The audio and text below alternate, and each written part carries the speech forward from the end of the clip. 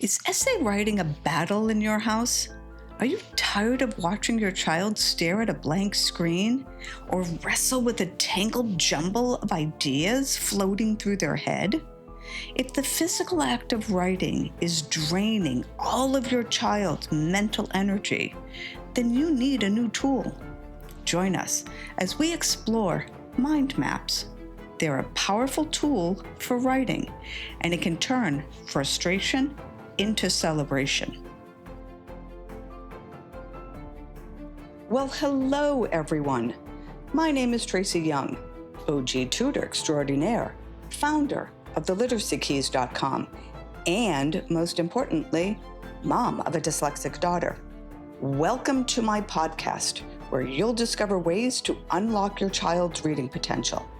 I'll share tips, strategies, and war stories that have happened along the way, because everyone deserves to be able to read.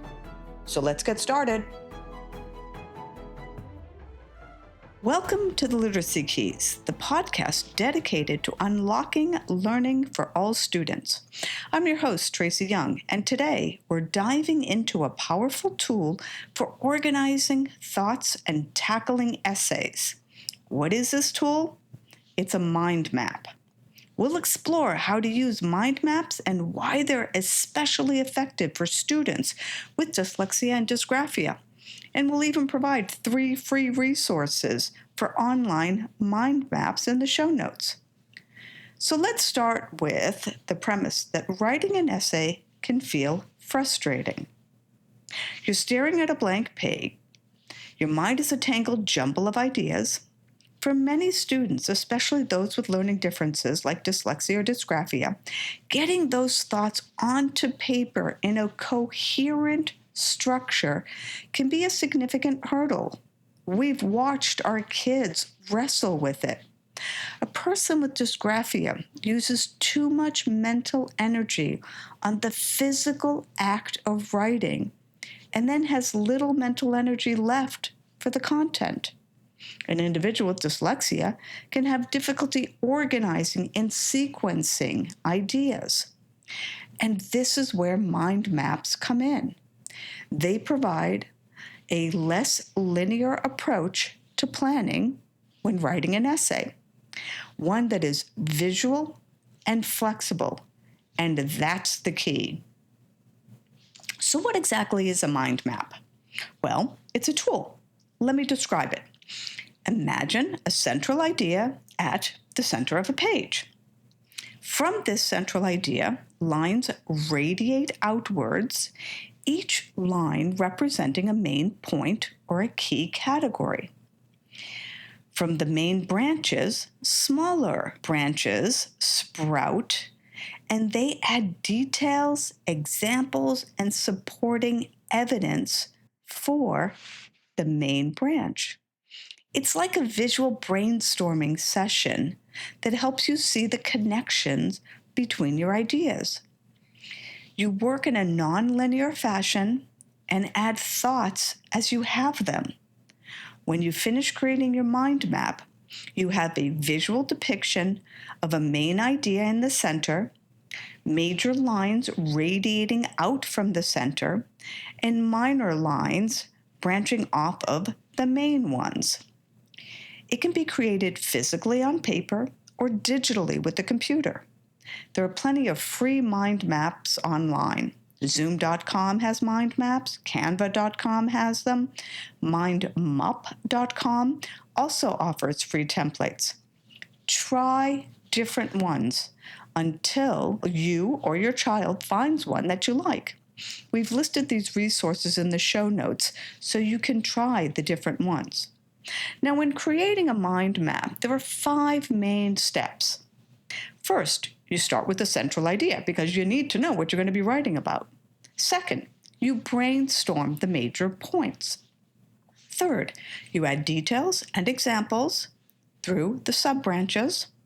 4, you connect the ideas. This can be lines, you can highlight different things. And finally, 5, you review and refine your mind map. So as I had shared, mind maps are tools to help organize thoughts when writing an essay. It makes the activity less difficult. So if we think of the three main types of essays, we've got expository, persuasive, and narrative. So let's take a few minutes to discuss using mind maps for each of these types of essays. The first one, the expository essay.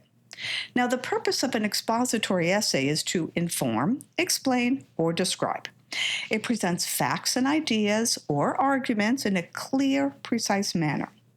The mind map, your central topic, is in the middle. The main branches are your key subtopics or categories of information. And then from there, the sub-branches are the facts, details, and explanations that you want to use. Once your mind map is created, your writing focuses on one main branch at a time in order to present the information in a clear, organized fashion. The second type of essay is the persuasive or argumentative essay. Now, the purpose of this type is to convince the reader of a particular viewpoint or take a specific action. It presents a statement supported by evidence and counter-arguments. In looking at the mind map, your central idea is your thesis statement. The main branches coming off of this central idea represent your key arguments supporting your thesis. From these, you branch out to evidence, examples, and reasoning. Now, you can also include main branches for counter-arguments and detail how to refute them. So overall, this structured approach helps to build a solid, well-supported argument in a written fashion. The third type is a narrative essay. Now, the purpose of a narrative essay is to tell a story or recount an experience. It often includes elements like plot, character, setting, and theme. How do we use a mind map for this type of essay? Well, your central idea is the main event or theme of your story. And you can have branches for beginning, rising action, climax, falling action, and resolution. Within each of these main branches, you list your characters, your settings, your key events, and the emotions. So all of this can help visualize the sequence of events and the emotional progression of the story. Now let's use a mind map to plan out an expository essay. Let's say I want to create a mind map to help me write an essay on the book Percy Jackson and the Lightning Thief by Rick Riordan. The topic of the essay is to discuss how the main character, Percy, transforms over the course of the novel. Using the 5 points in creating a mind map, first, we start with the central idea. For our essay, the central idea would consist of Percy-change, written in the middle of the mind map. This is the topic of the essay distilled into 2 words. Next, we brainstorm main branches. Now we start thinking about the main points or arguments that we want to make. These become the primary branches. In the book, we notice how Percy is very insecure in the beginning, and through his quest, develops confidence in himself. So we can have a branch for confused, and one for acceptance, one for confidence, and one for developing abilities. The order that you put these branches in doesn't matter with mind maps, and that helps students.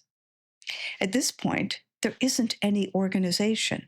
It's simply the moment to write all of your thoughts down using one word or even quick visuals.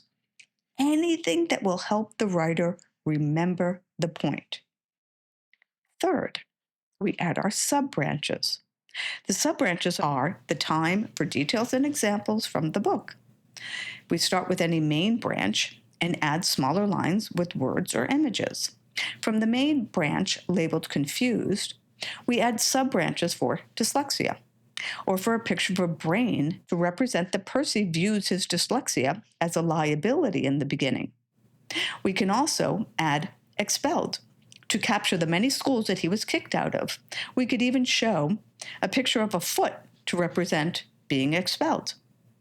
As thoughts occur, we add them to the different branches. And it's this ability to jump around that can be so helpful when planning the essay. The fourth point, we would then connect the ideas. So as we build our mind map up, we might notice connections between relationships. We can use arrows, highlighters, or different colored pens to show this relationship. It helps to visualize the flow of your arguments. So, for example, we might have two sub-branches labeled dyslexia, one off of the confused main branch and one off of the acceptance main branch. And this is because Chiron explained that many demigods have dyslexia. And we see how Percy changed his perception of having dyslexia and what it represented to him. We could further take and circle dyslexia, both words, in the different branches and draw a line connecting them. We could even, and this is where we can just change it, take and make dyslexia a main branch and make the specific events in the beginning, getting expelled from the school, or later on, when Chiron shares that many demigods share dyslexia, we can view it that way. The fifth point that we would take when using the mind maps is to review and refine. So once we have a good amount of information down, we need to step back and ask if the map makes sense. Are there any gaps? And you can see it visually because there will be white spaces on the page. Do we need to reorganize anything in order to improve the clarity? All right? So it's this flexibility.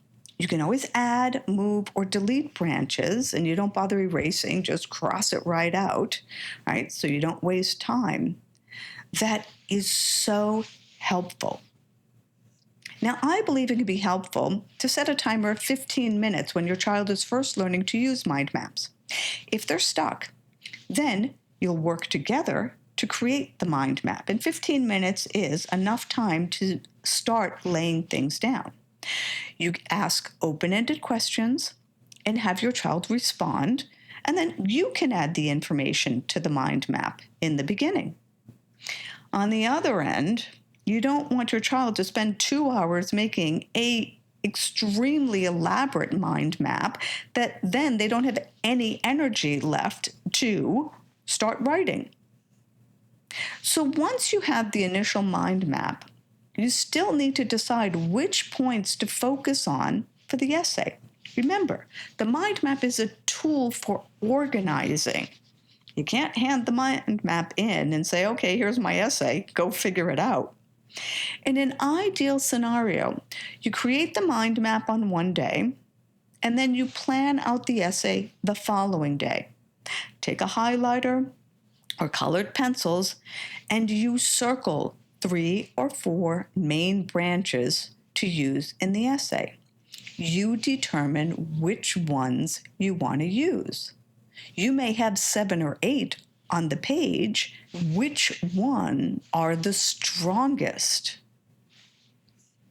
So why are mind maps effective for students with dyslexia and dysgraphia? Well, there are several points. The first is a visual organization. Now, unlike linear outlines, mind maps provide a holistic view of information. For students with dyslexia who might struggle with linear processing, this visual structure can be incredibly helpful for seeing how ideas fit together.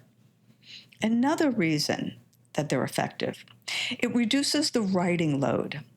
For students with dysgraphia who might experience fatigue or difficulty with handwriting, mind maps minimize the amount of initial writing.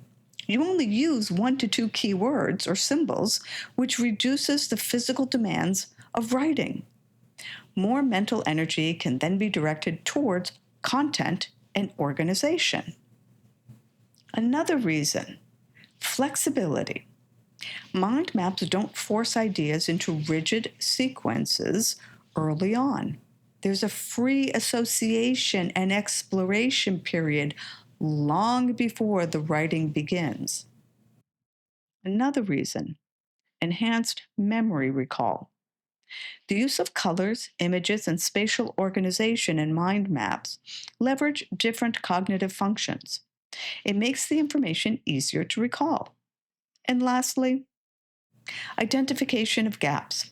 By seeing all your ideas laid out, it's easier to spot where you might need more evidence or where an argument is weak. Now, as with any tool, it takes time to learn to use mind maps effectively. I like to use a 3-step approach. I do, we do, you do. What does this mean? Well, first you start by showing how to use a mind map. I do. The next time, you work together to create the mind map. We do. Finally, you arrive at the moment when your child creates the outline. You do. Now, this may take more than 3 tries before reaching the you do stage. You may need to spend 2 to 3 times in the I do, showing and demonstrating how to work with mind maps. You may need to spend 3 to 6 times in the we do, let's do this together, before even thinking of progressing to the you do phase. Don't rush it. It's like training wheels on a bicycle. You know when they can be removed. So let's recap. Mind maps are visual and flexible. They are a tool that helps students build confidence and competence when writing. I use them all the time when tutoring because they work. So that's all for this episode. Please share this episode with another person who needs help writing essays. Subscribe to our podcast, and perhaps be so bold as to leave us a review. Until our next episode, ciao. Well, that's a wrap. Thank you for listening to the Literacy Keys podcast. Follow us on social media, and most importantly, tell a friend. See you next week.